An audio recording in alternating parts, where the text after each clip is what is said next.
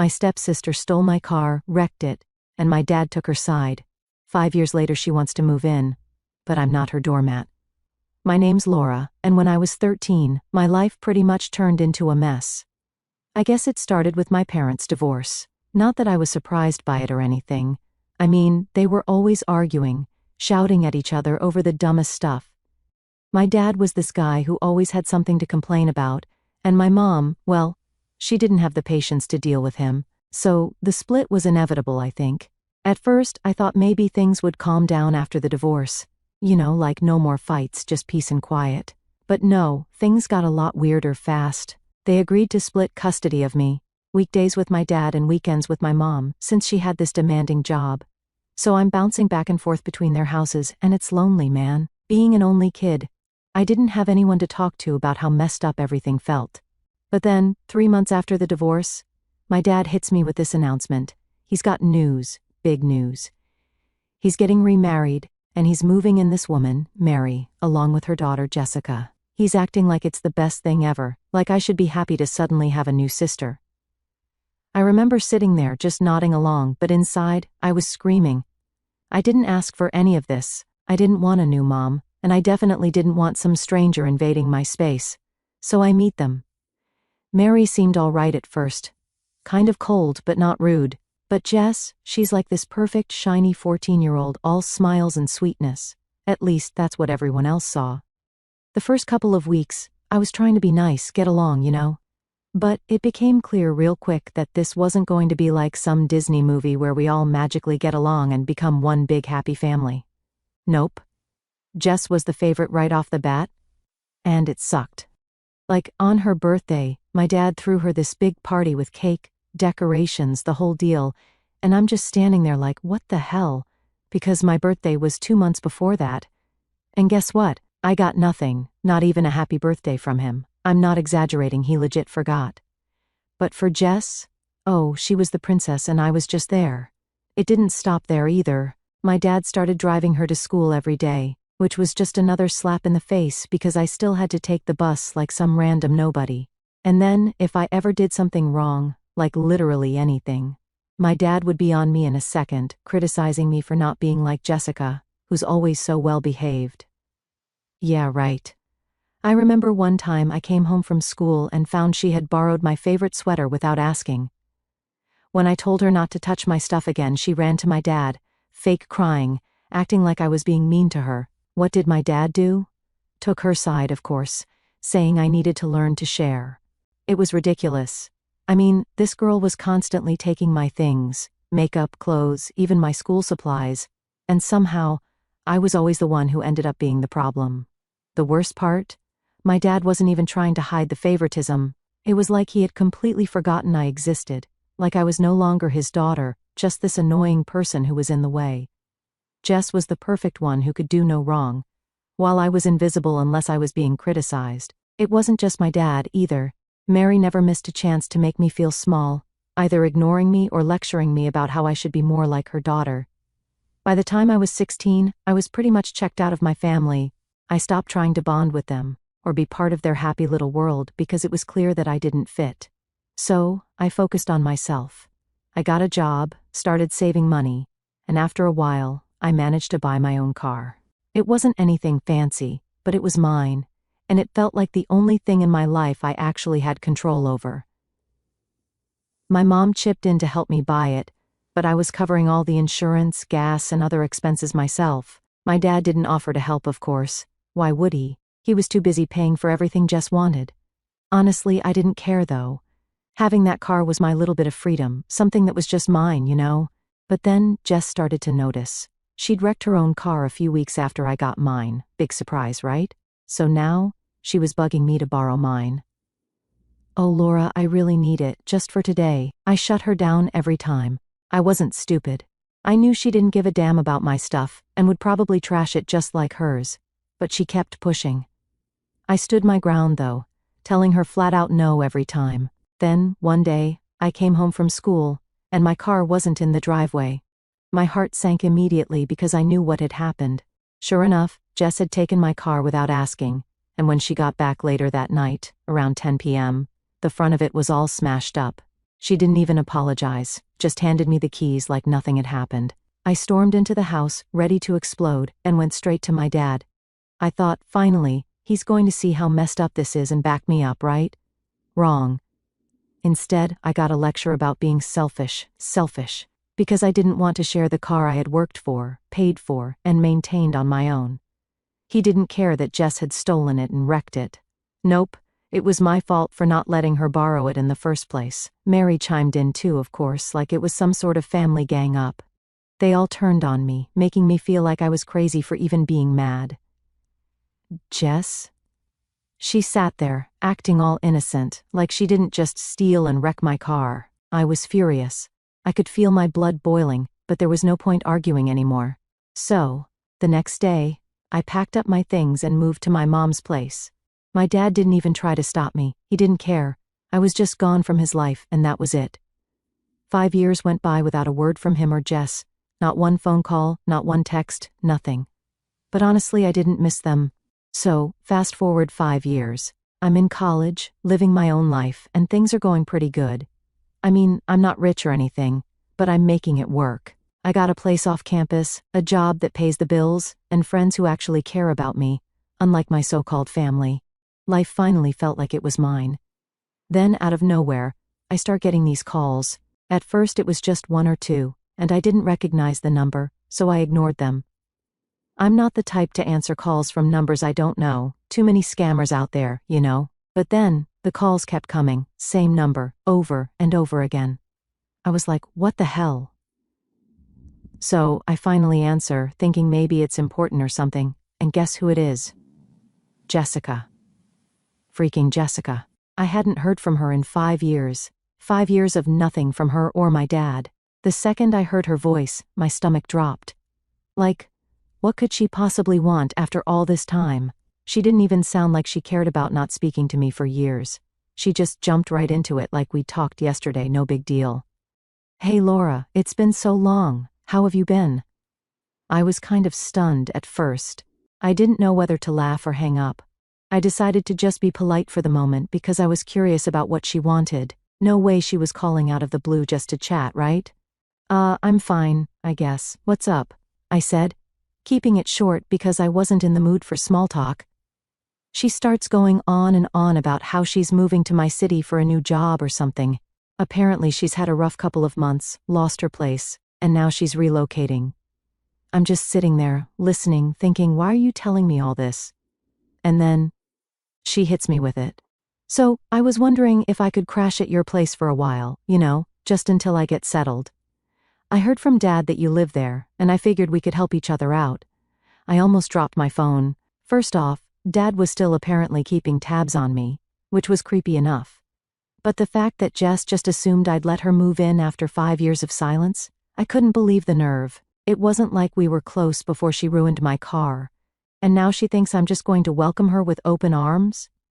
I took a second before answering because I didn't want to just yell no and hang up, even though that's what I felt like doing. I don't know, Jess. I mean, I don't really have room for anyone else here, and I've been managing on my own for a while now, I said, trying to sound as calm as possible, but inside I was raging. She didn't even hesitate. Oh, I won't take up much space. I don't even have much stuff with me, and I won't be able to pay rent right away. But you've been living there on your own, so I figured it wouldn't be a big deal. She said it like it was the most normal thing in the world, like I should just be cool with the fact that she expected to live rent-free in my place. It wasn't even a request at that point. It was more like she'd already made up her mind and was just waiting for me to say yes. But here's the thing, I've worked hard to get where I am. I don't have a lot, but I've been doing everything on my own. There's no way I'm letting someone who wrecked my car and hasn't spoken to me in years just waltz back into my life and take advantage of me. I'm sorry, Jess, but that's not going to work for me, I said, finally just putting it out there. I've got my own stuff going on, and I'm not really in a position to have anyone else staying here right now. I thought that would be the end of it, but of course, she wasn't done. Laura, come on, it's just for a little while. I won't be any trouble, I promise. I just need a place to crash. You're my sister, you can't just leave me hanging like this. I could hear the frustration in her voice, but that didn't make me feel any more guilty. If anything, it made me mad. Now I was her sister? Where was all this family talk when she and my dad made my life hell? Where was she when I moved out and never heard from them again? I took a deep breath. Look, I'm sorry you're going through a tough time, but I can't help you. You'll have to find another place. I'm sure there are other options. Her tone changed real quick. She went from fake sweet to irritated in a second. I can't believe you're being like this. I thought we were past all that old stuff. You've been doing fine, and it's not like you don't have space. This isn't fair, Laura.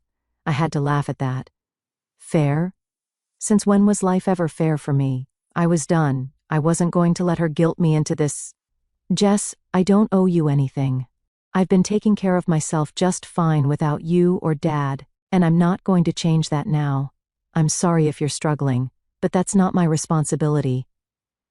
There was a long pause, and I could tell she was fuming, but honestly, I didn't care. I'd spent enough years bending over backward for people who didn't care about me, and I wasn't about to start doing it again.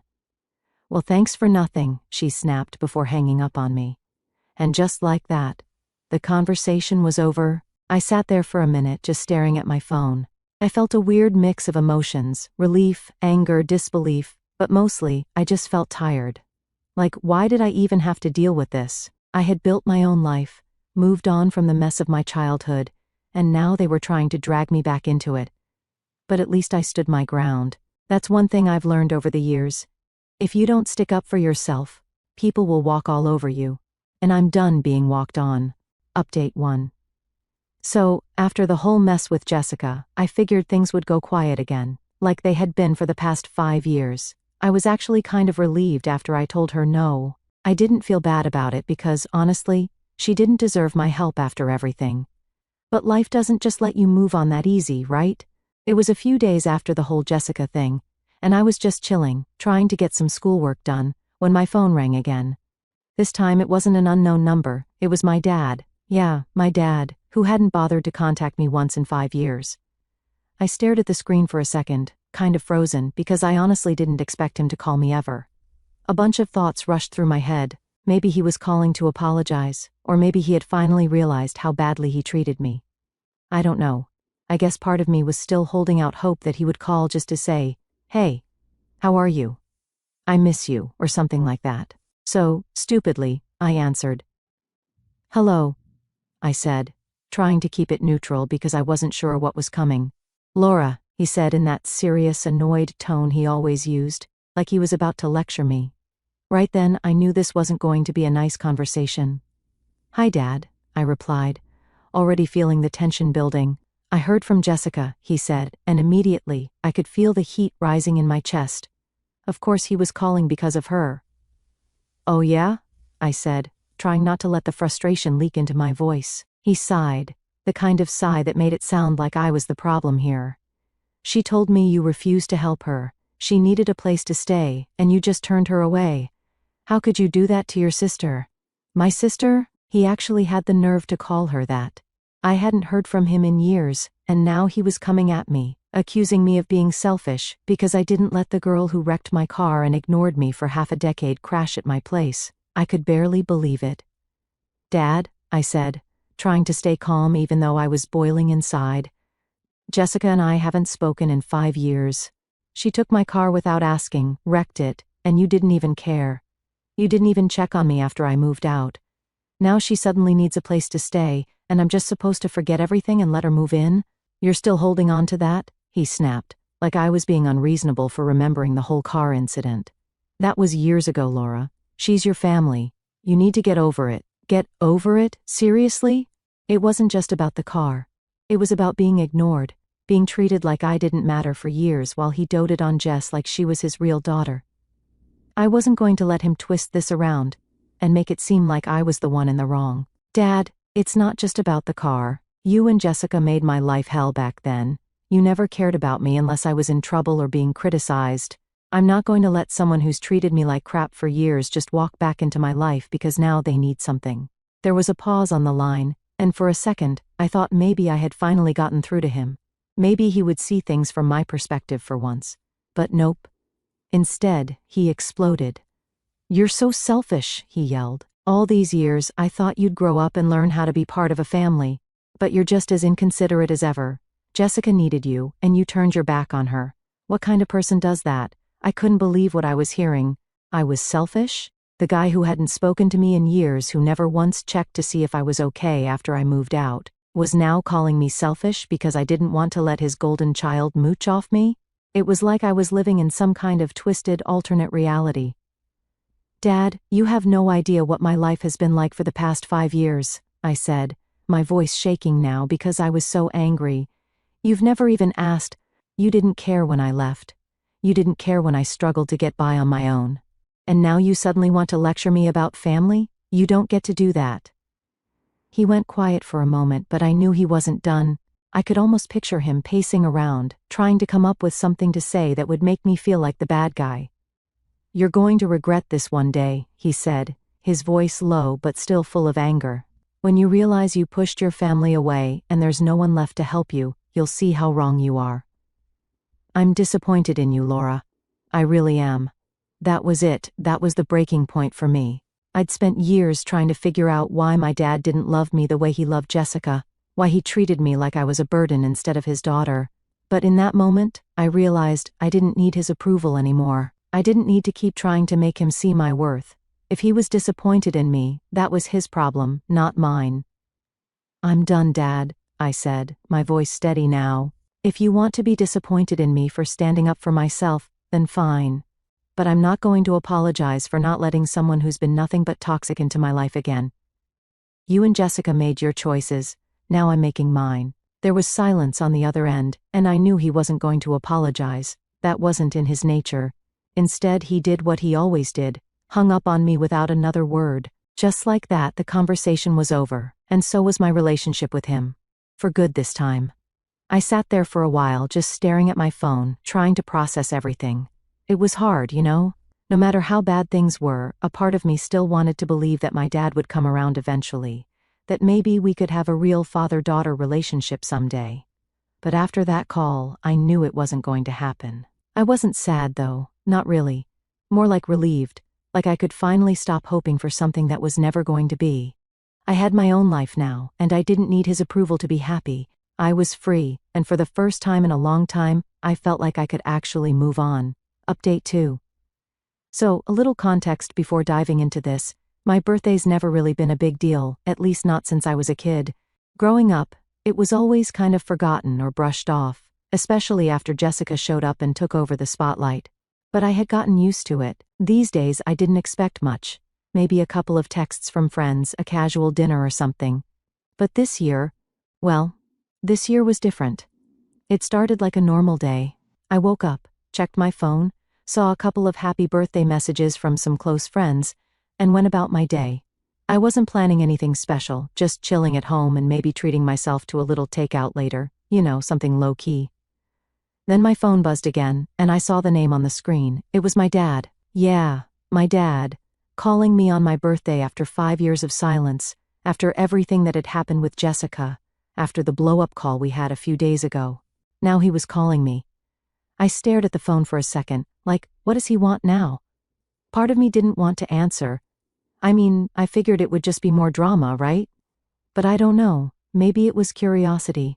Maybe it was some tiny part of me, hoping that for once he was going to wish me a happy birthday, or maybe even apologize.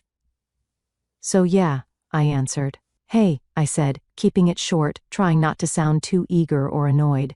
Laura, he started, his voice way too formal, like he was getting ready for a business call. I've been thinking about our last conversation. Great, here we go, I thought. He's going to double down on everything again. But what he said next caught me off guard. Listen, it's your birthday, and I know we've had our differences. I just want to say, for a split second, I didn't even know how to react. I mean, this was the first time in years he'd acknowledged my birthday at all, let alone called me. It wasn't some heartfelt, tear-jerking apology or anything, but it was something. Thanks, I replied, a little confused. I wasn't expecting to hear from you. There was this awkward silence for a moment, like he didn't know what to say next. I could almost picture him sitting there, trying to figure out how to keep the conversation going without getting into the mess from before. So, how are you doing? He asked, and it sounded so forced, like I could tell he wasn't really interested in how I was doing. It was more like he was just going through the motions, ticking boxes in his head. "I'm good," I said, not wanting to dive into anything too deep. I didn't really trust where this was going, but I figured I'd play along for now. Just, school, work, same old stuff. Another pause. Then he finally said what I knew was coming. "Jessica told me you were pretty harsh with her the other day," he said, his voice shifting back to that serious, almost condescending tone he used when he thought I was being unreasonable. "I don't understand why you're still holding on to all that anger." And there it was. I should have known better. Of course, this wasn't just a birthday call. This was him trying to patch things up between me and Jessica, as if all the years of crap she put me through didn't matter. Like I was the one who needed to make amends. "Dad," I said, keeping my voice as calm as I could, even though I could feel my frustration building again. "It's not about anger. It's about boundaries. I've moved on from everything that happened, but that doesn't mean I'm just going to let Jessica walk back into my life like nothing happened. You can't expect me to just forget everything. You need to let go of the past," he said, like he hadn't even heard a word I'd said. "She's trying to move forward, and you should too. This isn't what family does. We're supposed to support each other." I could feel my blood boiling at this point. I had spent years trying to get him to support me, and now he was acting like I was the one who had failed the family. It was like he had completely rewritten history in his head, where Jessica was the victim, and I was the villain. "Dad, I did support her," I shot back, finally letting some of my frustration out. "For years I put up with everything she and Mary threw at me. I was the one who had to deal with being ignored, pushed aside, and treated like crap. And now, when I finally stand up for myself, I'm the bad guy? How is that fair?" There was this long pause, and I thought maybe I had gotten through to him. Maybe he'd finally see things from my side. But nope. He just sighed, like he was tired of having to deal with me. "You're making this so much harder than it needs to be, Laura," he said, and I could hear the frustration in his voice now. "Jessica's your sister. You need to act like it."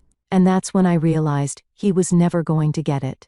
No matter what I said, no matter how many times I explained it, he was always going to take Jessica's side. She was the daughter he chose, and I was the one he put up with. "I am acting like it," I said, my voice steady but cold. "I'm just acting like the sister she deserves. You can't force me to forgive her just because it's easier for you. I've moved on, and you need to do the same." There was another silence, and this time it was heavy, like he didn't know what to say next, or maybe he just realized he wasn't going to win this one. "Fine," he finally said, his voice clipped. "But don't come crying to me when you realize you burned every bridge you have left." And with that, he hung up. I sat there for a minute, staring at my phone, trying to process what had just happened. I wasn't even mad at that point, just done. Done with trying to get my dad to see me. Done with hoping for something that was never commercier's going to happen. It wasn't the birthday I expected, but maybe it was the one I needed, because now I knew for sure my dad was never going to change, and I didn't need him to. I was fine on my own. Update 3. So, after that birthday call from my dad, I really thought I was done with them. I mean, it was pretty clear he wasn't interested in actually hearing me or understanding anything from my side. I had drawn my line in the sand, and I was ready to move on for good. Or at least, that's what I thought. But life always seems to throw one more thing at you when you least expect it, right? And this time, it came in the form of another call, but not from my dad. This time, it was from my mom. Now, my relationship with my mom has always been kind of distant. She wasn't really involved in the whole mess with my dad and Jessica because, well, she had her own stuff going on. Her job kept her super busy, and honestly, she never seemed to want to get involved. She was more of a, you handle your own problems type of person. So when she called, I wasn't sure what to expect. We hadn't really talked about any of the drama that had been happening recently, and I figured maybe she was just calling to check in or ask about school. "Hey Mom," I answered, trying to sound casual, even though I was a little on edge after everything that had been happening. "Hi Laura," she replied, her voice sounding more serious than usual. "I wanted to talk to you about something. It's about your dad and Jessica." Here we go again, I thought. "Yeah?" I said, already bracing myself for whatever was coming next. "I know things have been rough between you and them," she started. "But your dad called me yesterday. He's really worried about you, Laura. He thinks you've been shutting everyone out." I couldn't help but roll my eyes. Worried about me? That was rich. Coming from a guy who hadn't spoken to me in 5 years except to yell at me for not letting Jessica move in. Mom, I'm not shutting everyone out, I said, trying to stay calm. I just don't want to deal with people who only care about me when they need something. Dad's only calling because Jessica wants something, and I'm not playing that game anymore. I get that, she said, in that way people do when they clearly don't get it. But family is family, Laura. You can't just cut them out of your life forever. At some point, you're going to need them. I couldn't believe she was saying this. After everything that had happened. After all the years of being ignored. Suddenly, I'm supposed to need them? Mom, I don't need them, I said, a little sharper than I meant to. I've been fine on my own. I'm in school, I'm working, I've built my own life. They haven't been there for me, so why should I be there for them now? She sighed, and I could tell she was getting frustrated. Look, I'm not saying what they did was right, but sometimes you have to be the bigger person. Holding on to all this resentment is only going to hurt you in the long run. There it was again. Another person telling me to just let it go, like it was so easy, like years of neglect and being treated like an outsider in my own family could just be forgotten because family. Mom, this isn't about resentment, I said, trying to keep my voice steady. It's about respect. They've never respected me, and I'm not going to keep letting them walk all over me just because we're related. I've spent too long trying to be the bigger person, and it's gotten me nowhere. She didn't say anything for a minute, and I could hear her thinking it over. I hoped for a second that maybe she'd finally understand, but then she said the last thing I expected. You know, your dad's right, she said quietly. You've always been so stubborn. You never let anyone in. That's why things are like this. I was stunned. Stubborn? Me? I'd been bending over backward for years, trying to fit into a family that never wanted me, and now I was the stubborn one? Are you serious right now? I asked, my voice shaking with disbelief. I'm the one who's been stubborn? I'm the one who's wrong here?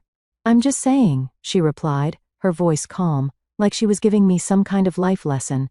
If you don't learn to let people in, you're going to end up alone. That was it. The final straw. I couldn't believe that even my mom, the one person who should have understood what I'd been through, was blaming me for everything.